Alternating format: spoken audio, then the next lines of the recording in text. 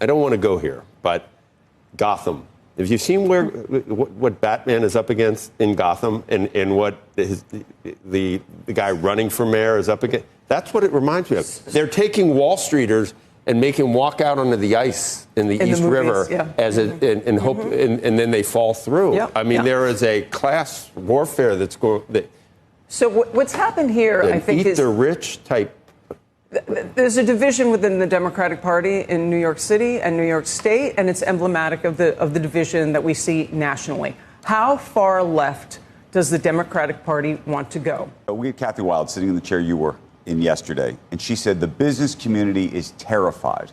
I mean, describing it almost as a panic attack. The new mayor, potentially, of New York is going to freeze the rents, and everybody eats for free, so they don't have to worry. Really? Yeah. But how about the rich? No. Do they get shot? No, yes. Let's bring in New York City business owner Richie Romero to react to this. What was your initial reaction when you heard about this victory? Honestly, I didn't sleep because I had to talk a lot of people off ledges last night that were calling me nonstop, moving out of New York, etc. Really? No need to talk him off the ledge, brother. Let him jump. That was just a tiny little fraction of the enormous shitstorm that ensued after Zohran Mamdani defeated Andrew Cuomo in New York City's mayoral race. And my favorite thing ever is this allegation that the working class is waging class warfare against the wealthy. I'm here to confirm that we are indeed doing just that. The days of the wealthy waging an asymmetric war against the working class are over. These oligarchs have taken everything from us: our financial security, our system of governance, the habitability of our planet, our futures, and we are here to take it back from them. And as panicked as they're feeling right now, they should feel thankful that it happened electorally, because with the way things were going, it felt like the peasants were on the verge of breaking out the pitchforks and foregoing the democratic process altogether, if you know what I mean. So in some ways, these wealthy slobs should be thanking Mamdani, because his method of change is preferable to a French-style revolution, which is what a significant number of Americans were ready for since things have been going so bad, and seeing that they had no expectation whatsoever that our political system was even capable of producing a victory like this. But Mamdani's win has reinvigorated a portion of the population who is just ready to give up on America altogether, myself included, admittedly. And every single centrist, neoliberal Democrat should be shitting their pants right now, because this proves that once and for all, the energy of the Democratic Party is with the progressive wing of the party, and that bodes really well for the future of the Democratic Party. Now, I've got so many more reactions to share with you, but I first want to take a look at an analysis from CNN's data analyst, Harry Enten, who confirms that Mamdani's win is not some sort of a fluke. In fact, data indicates that he is representing a new direction that the base wants to take the Democratic Party in. Let me tell you, this was a political earthquake that should have the Democratic establishment running scared. What are we talking about here? Well, New York City primary upsets like Mamdani's, this is truly one for the record books. There are really only two that I could think of that are anything like this, and that was back in '89 for mayor when David Dinkins won over three-term mayor Ed Koch. Koch was running for a fourth term. The voters said, there was big turnout then, just like there was big turnout last night. And of course, more recently, if you want to take a look at a national picture, think back to 2018, New York's 14th Democratic primary going for Congress, when AOC beat House Dem Caucus Chair Joe Crowley. This, to me, is very much like that, energizing young voters, energizing voters on the left, and providing what truly was a historic night last night in Democratic circles. And, you know, look, on paper, this is a mayor's race. This is also New York City, special city. But is this more a New York City thing, or is this more of a sign of a larger national trend when it comes to the Democratic Party? Yeah, just like AOC's victory in 2018, this did happen locally, but I think you can take it up nationally. What are we talking about here? Well, you know, you think about Democratic establishment, you think about Democratic Party leaders, pretty much all of them were behind Andrew Cuomo, but the bottom line is the Democratic base is fed up, done with the Democratic establishment. This is true in New York. It's true nationally. Democrats who say their party leaders should be replaced. Look at this. This is a recent poll from Reuters Ipsos. 62% of Democrats nationally say their party leaders should be replaced. Party leaders like Andrew Cuomo, party leaders like Jim Clyburn, who, of course, endorsed Andrew Cuomo. You think about all the Democrats that were behind Andrew Cuomo in the establishment. The Democratic base is fed up with them. And the bottom line is nationally, the vast majority of Democrats think that their party leaders should be replaced. But it's more than this, right? Of course, Mamdani ran a pretty far left campaign, right, compared to what we normally see in Democratic circles. But the bottom line is, you talked to me 20, 30 years ago, there was no way I thought a Democratic socialist could win a nomination for mayor in New York or nationally. But look, Democrats who identify as liberal nationally, in 1994 is 25%. You go to 2004, 33%, 2014, 43%. Now the majority of Democrats nationally identify as liberal. If there are Democratic establishment folks who think this is just going to be contained in New York, I say this is a warning sign to you. It very much may not be. What is this feeling? Is this hope?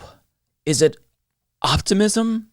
I don't know what to do with these emotions. The last time I felt this way was after Bernie Sanders won the Nevada caucus in a landslide in 2020. And I wish that I could capture this feeling and put it in a bottle and save it for when I need it the most, because like this is a high that you chase after that you can never find. But I feel rejuvenated now, almost like this spark of hope has been reignited in my heart. And I know I'm not alone. I know you all feel the same, but I am forcing myself to be a little bit more cautious here because it's not over until it's over. And I say this because in 2021, socialist India Walton pulled off a shocking upset as well in the Buffalo Democratic mayoral primary, and she defeated the incumbent Byron Brown. But he subsequently launched a long shot write-in campaign and took lots and lots of money from Republican donors in an effort to stop her in the general election. And unfortunately, it worked. So I'm not trying to rain on anyone's parade, but the Buffalo race is one of many cautionary tales warning us that the Democratic Party machine isn't just going to go silently into the night. They will do everything in their power to stop Mamdani in the general election. You already have Eric Adams running as an independent, and I wouldn't be surprised if Andrew Cuomo did the same thing. So we still have to fight to make sure that this win is indeed a win. But I will say that the thing that's changed since 2021 with India Walton's race is that the Democratic Party's base has seemingly become much more radicalized in the second Trump term, and they understand finally that milquetoast corporate Democrats aren't going to save us from fascism.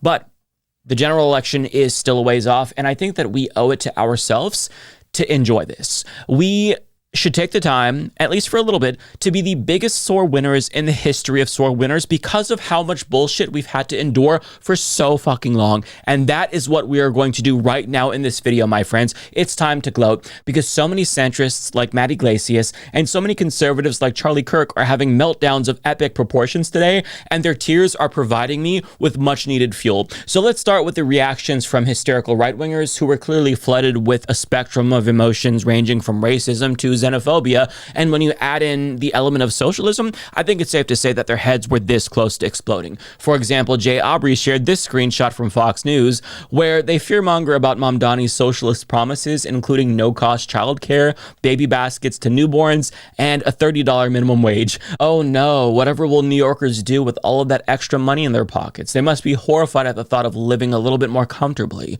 So sad.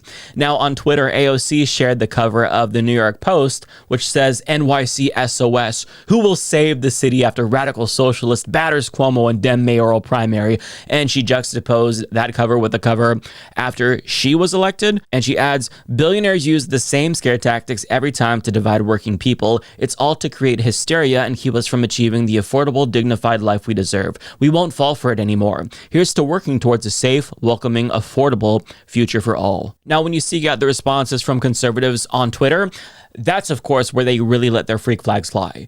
For example, we have Pastor Greg Locke saying, New York City has fallen.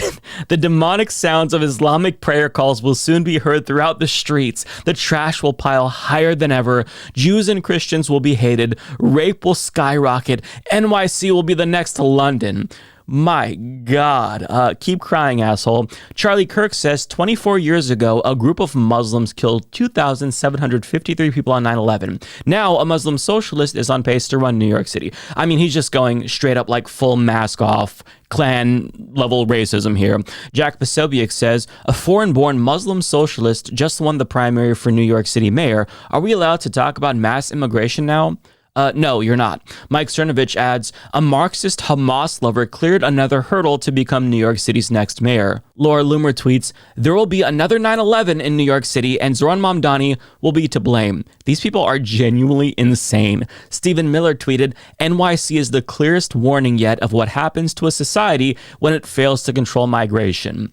Actually, he's an example of the good that comes out of immigration. Marjorie Taylor Greene says this hits hard, and she shared a picture of the Statue of Liberty wearing a burqa. I mean, they don't even care what the Statue of Liberty says about immigrants, so it's ironic that she is acting as if the Statue of Liberty and its message has been disregarded when conservatives are the ones that did that. Gary Kasparov says, socialism is like polio. It comes back when people forget about the horrible damage it did last time. Actually, you're thinking of fascism, Gary. Megan McCain says, conservatives have no place in New York City, and the ones who argue my point defiantly still living there are going to fuck around and find out. Laura Ingram says, you think NYC's turn to socialism and communism is just a New York thing? It's not. Uncontrolled immigration, greenlit since the 80s by the Uniparty, is remaking every American community. We imported anti-Americanism, cultivated it in schools. Now comes the poisonous crop. Well, I for one can't wait to see that crop bloom even more, Laura. Ben Shapiro says, you did it. You finally did it, you maniacs. You blew it up. And he shared a picture of the Statue of Liberty on the beach from Planet of the Apes. I feel like this is much more restrained than what he's feeling internally right now. So he's trying to play it off jokingly, but he's really nervous deep down. Matt Walsh tweets, 40% of New York City's population is foreign-born, not just second and third generation immigrants, foreign-born. Almost half the city wasn't born in this country. NYC isn't an American city anymore by any reasonable definition of the term. It's a tragedy and a disgrace. Just like saying the quiet part loud that he hates all immigration. And finally, Patrick Bet-David chimed in saying Florida just got a little more crowded. Okay. Shut up, Patrick, you dumb bitch. So as you can see, they don't know what they should be more mad about. The fact that he's a socialist or a Muslim or an immigrant, it's just all so triggering to them that they can't help but seethe with rage. I think that we can do better, though. We need a gay immigrant, trans communist vegan from outer space to win the next election so they really lose their shit. I'm talking about levels of woke that will rip a hole in the space-time continuum, because these same people, they just elected Donald Trump, a criminal rapist who tried to overthrow the 2020 election. I'm sorry, but they can permanently shut the fuck up forever about American politics. Their input should be disregarded in perpetuity. If you pushed for Donald Trump to become president, you have no right to complain about extremism or any candidate on the left ever again. These people are destroying this fucking country. So it's hilarious that they think we care at all about their hysterical opinions. Hey, conservatives, suck my dick. If I wanted to hear an asshole, I'd fart. We are not stopping until we find the reincarnation of Che Guevara in this bitch, okay? We're going to give your dumbasses healthcare and education and childcare and a habitable planet, and you're going to shut the fuck up and take it.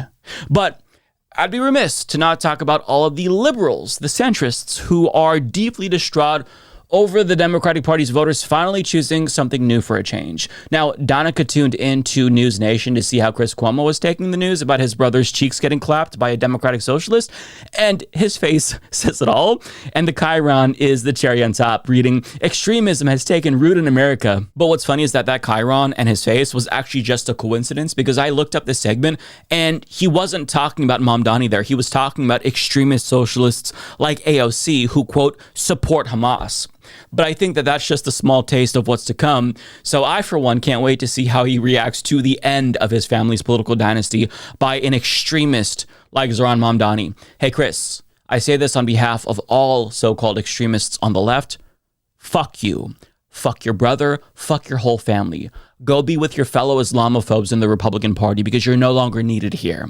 This is our party now, bitch. Cope and seethe. Cry.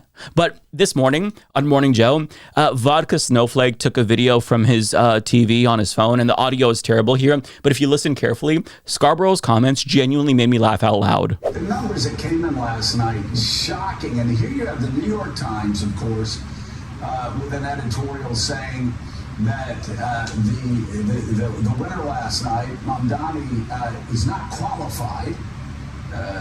And then you have the Wall Street Journal, of course, just saying this is no time to elect a socialist, who's saying he's all for globalizing the infantada.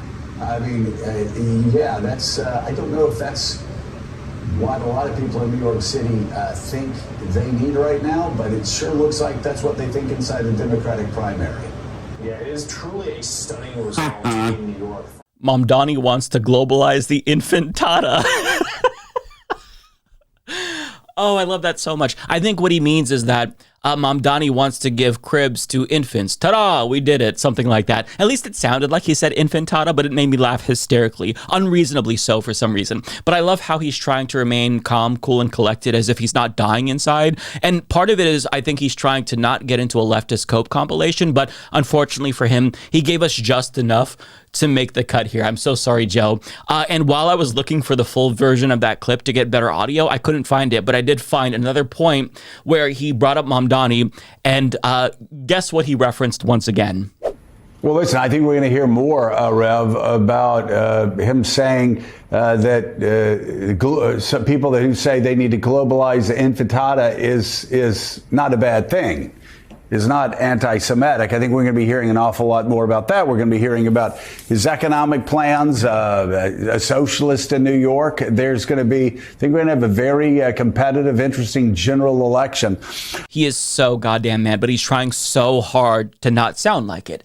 Hey, Joe, go back to the Republican Party, my friend. We don't want you here in the Democratic Party. The Democratic Party base doesn't agree with you. They agree with Zohran on the issue of Israel-Palestine, and your disingenuous anti-Semitism allegations aren't persuasive to anyone anymore. They only make you look desperate. So get the fuck back to your own party. See, the problem is that these center-right Republicans, they all fled the Republican Party once the GOP went full fascist, and then they pushed leftists out of what should be our party, when they should have been trying to take over the Republican Party, not the Democratic Party. See, we have to do everything in our power to drive these people out of the party, kick their asses to the curb, and then lock the door behind them. Because for so long, the left has been the ones who've been marginalized, who felt like they weren't welcome in the Democratic Party. But now is the time to make it clear that they are the ones who aren't welcome. This is our party now. But I've got to be even more clear about this. Again, Joe Scarborough, you are not welcome in this party. I don't care if you consider yourself a moderate or what you identify as. There's no room for genocide denialism in this party, so fuck off. But I've got even more reactions from centrists who seemingly hate socialists more than fascists. For example, we have this Twitter user reacting to the DNC chair congratulating Zohran, saying, "We're congratulating a socialist? We're so cooked." Lauren Summers says, "I am profoundly alarmed about the future of the DNC and the country by yesterday's NYC anointment of a candidate who failed to disavow a globalize the intifada slogan and advocated Trotskyite economic policies. I hope candidate Zohran Mamdani, who showed great ability to learn and adapt during his campaign, will continue to evolve in ways that provide much needed reassurance to people committed to a free from prejudice market economy as an American ideal." Fuck off. Gen X girl shared this exchange with Drew Pavlo, who says Zohran's election is a catastrophe for Western civilization. We are losing our country. And then somebody responds saying, "You're not an American." And then he responds to that saying,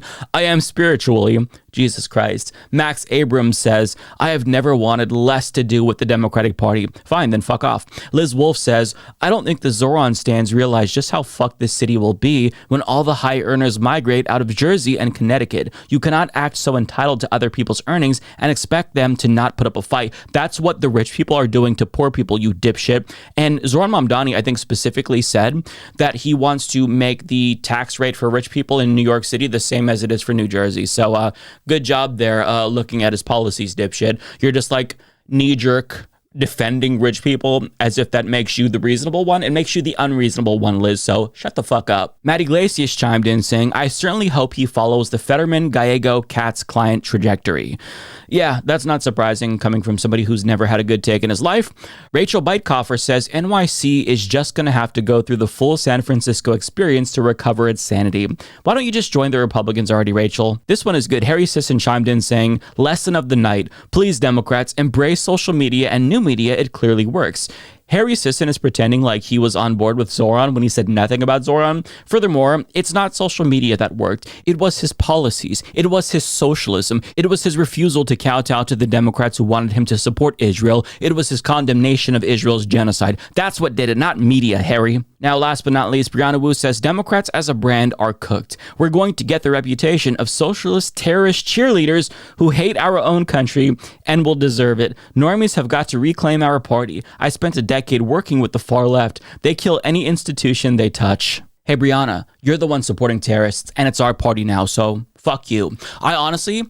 I could read these comments all day. If there was a way to liquefy these tweets and inject them into my veins, I would actually do that, literally, because this is better than drugs. I just cannot get enough. I could read these comments all day. So to everyone watching, I don't want you to limit or filter yourselves in any way. I want you to feel emboldened. Don't be afraid to celebrate in the most insufferable way imaginable, because the only people you're going to offend are the ones responsible for our pain and suffering in the first place. So let them taste their own medicine. We all know that if Andrew Cuomo won decisively, they would be doing the same thing. So let them taste their own medicine. And most importantly, hang on to this moment and really cherish it, because we don't know how long it's going to be until we feel this way again. But if this victory is an indication of what's to come, that feeling might come sooner again than we expect. I'm gonna come. Do not come. Come. Welcome to the Come Zone.